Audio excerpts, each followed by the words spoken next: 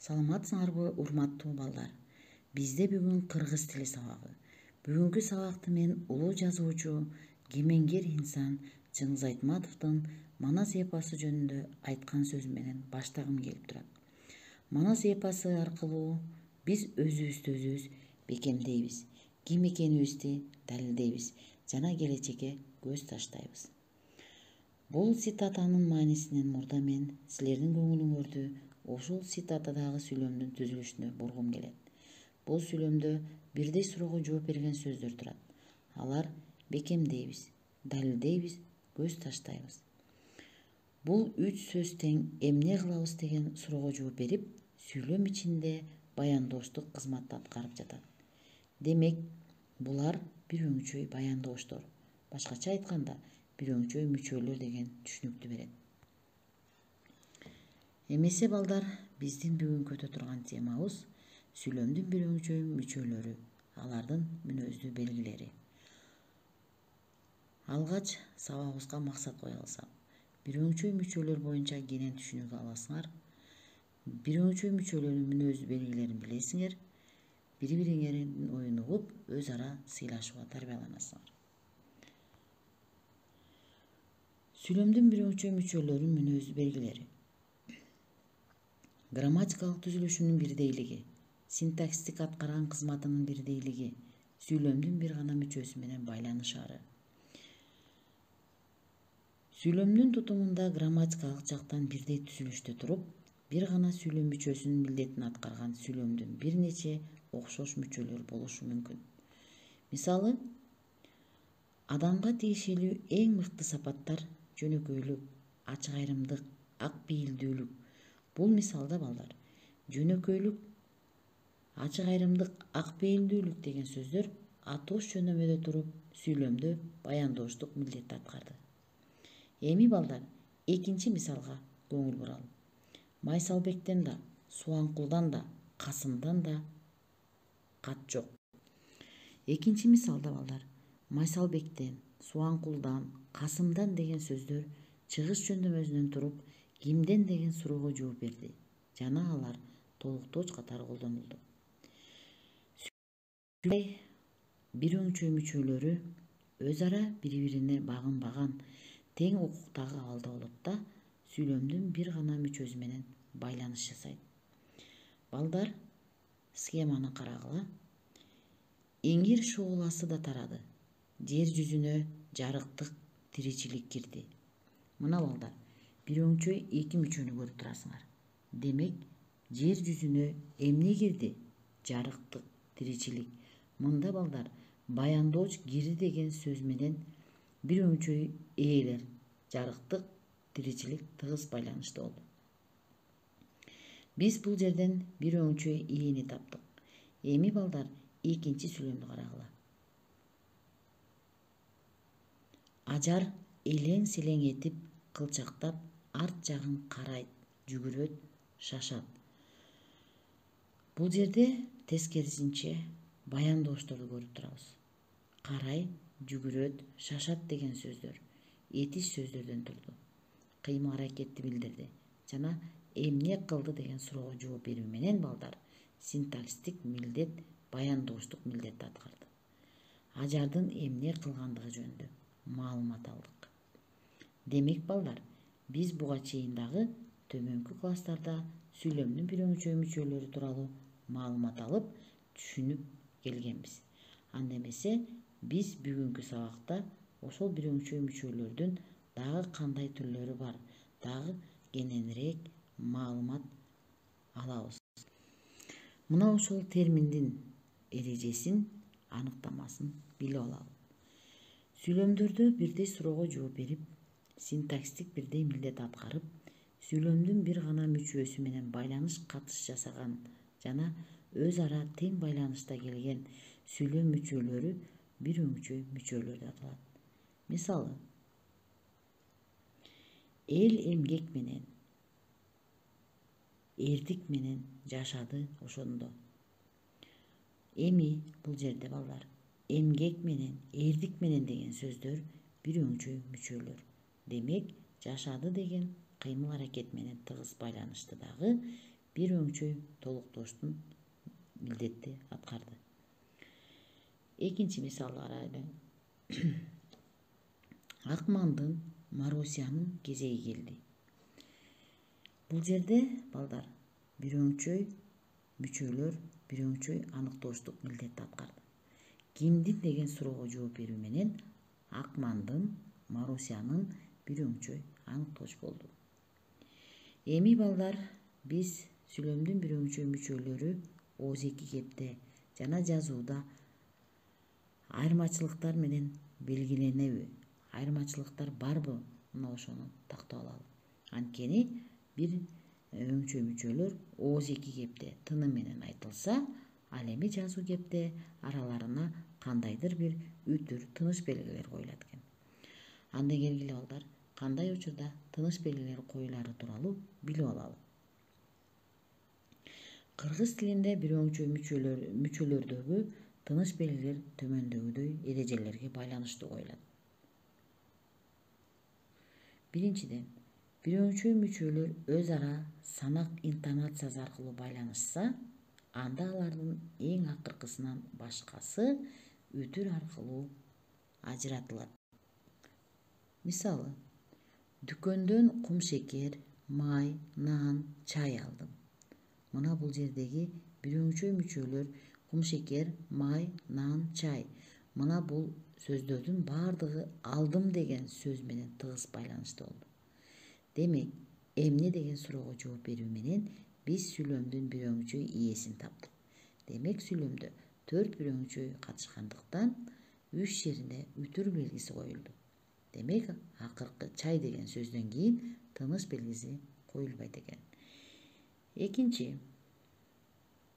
эгерде бир өңчөй мүчөлөрдүн арасына жана менен деген байланыштыргыч байламталар менен байланыштырса, анда алардын арасына эч кандай тыныш белгиси коюлбайт.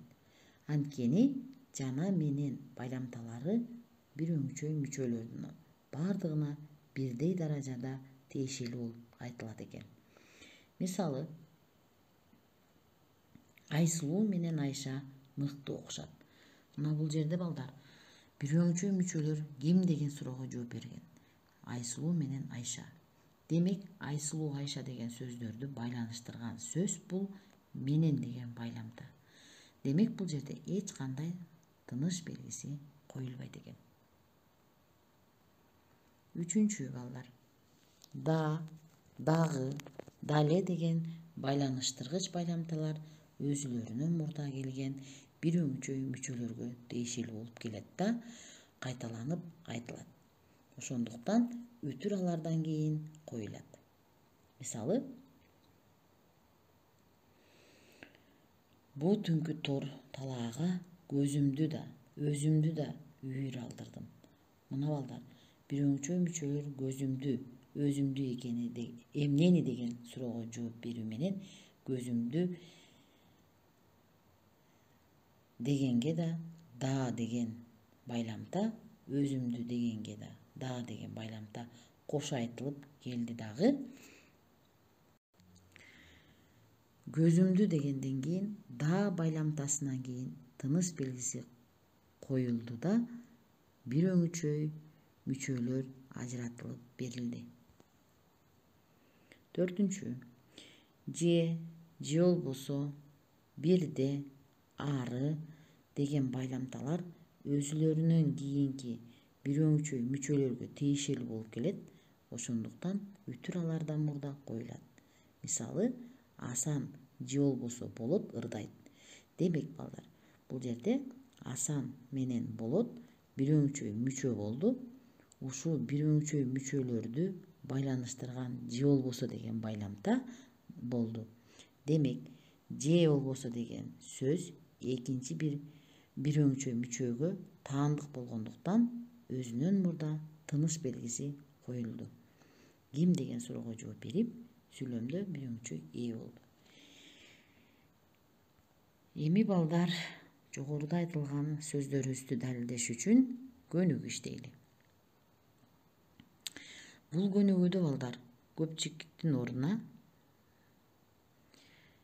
ылайык келген бирөөңчөй мүчөлөрдү коюп иштешибиз керек.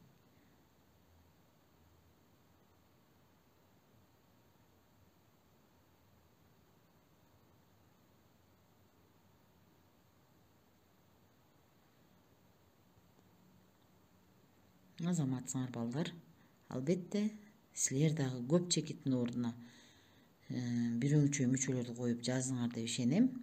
Ошентсе дагы келгиле балдар, туура жолуна көңүл буруп, мен түзгөн көнүгүүлөр менен тактап алалы. Биринчи сүйлөмдө чыдамкай, токтоо, эмгекчил адам гана бардыгын жеңе алат. Бул жерде чыдамкай, токтоо, эмгекчил деген кандай деген суроого жооп берип, сүйлөмдүн бирөөңчөй аныктоочу болду. Экинчи сүйлөмдө бирге жүрөм, эне тилин кадырлайм, бул тил менен сүйлөйм, жазам, ырырдайм. Бул жерде эмне кылдым деген суроого жооп берип, сүйлөйм, ырдайм, жазам деген сүйлөмдүн бирөөңчөй баяндоочу болду. Эй жарандар, эрендер, бектер жана берендер деген сүйлөмдө кимдер деген суроо берилип, сүйлөмдүн бирөөңчөй ээси болду. Эл баштаган кемеңгер, мейли бакыр, мейли баатыр, мен кыргызмын дегендер. Бул жерде кемеңгер, бакыр, баатыр деген кандай деген суроого жооп берип, сүйлөмдө бирөөңчөй аныктоочу болду. Анда эмесе балдар, экинчи тапшырмага көңүл бөлөм. Бул жерде Сейтек эпосунан үзүндү. Сапарыбыз каарыбас, кезип жүрөр кез келди. Дешип бакай канекей, гүл чоро менен семетей. Айдай катын айчүрөк, бешөө кайып болушуп кетмек болду сапарга. Жогоруда берилген саптарда кайсы сөздөр бирдей суроолорго жооп берүүдө?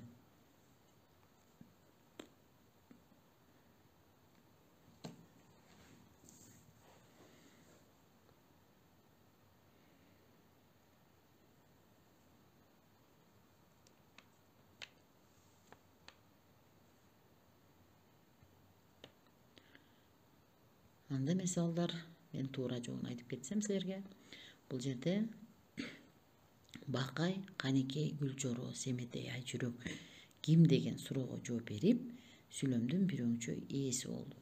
Андан кийинки тапшырмага. Сейтек эпосунан үзүндү. Улуу кичүү каары жаш, курбу курдаш талапташ. Ар түйүндү чечип кой, жаман жакшы өткөн иш, кайран журтум кечип кой деген жогоруда берилген саптардан бирөөңчөй мүчөлөрдү табабыз жана кандай суроого жооп берерин белгилейбиз.